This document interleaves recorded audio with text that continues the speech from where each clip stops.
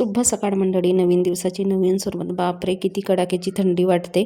आणि महाराष्ट्रामध्ये गोंदिया जिल्ह्याचा पारा सगळ्यात जास्त खाली आला आहे आणि इतक्या थंड वातावरण आहे ना इकडे. इन भागामध्ये शेकोटी पेटवली जाते आणि ह्याच थंडीच्या दिवसामध्ये आमच्या भागामध्ये ना मंडया सुरू होतात आणि मंडयामध्ये कार्यक्रम राहतात. रात्रीचे नाटक असते, लावण्या वगैरे काय काय कार्यक्रम असतात वेगवेगळ्या प्रकारचे.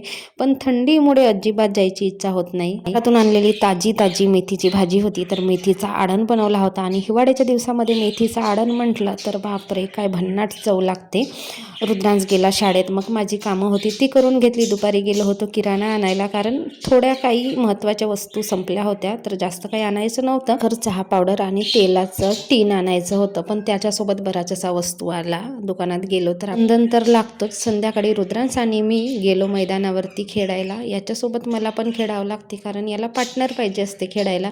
इकडे मोठा मैदान आहे, पटांगण आहे, तिकडे गुरंढोरं पण चरतात आणि लोक खेळतात सुद्धा, मुलं वगैरे.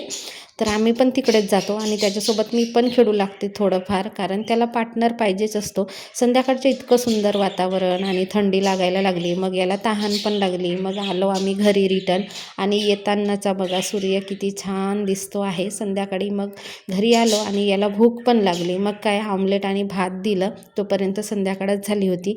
रुद्रांशचा अभ्यास घेतला. अभ्यास घेता घेता मग त्याला जेवण पण भरवून दिलं. स्वतःच्या हाताने खातो, नाही खात असं नाही, पण हे दिवस सुद्धा आपल्याला एन्जॉय करता येतात. मग मोठे झाल्यावर थोडीच आपण त्याला जेवण भरवू शकतो. चला, तर असा होता आजचा मिनी ब्लॉग. गुड नाईट सगळ्यांना.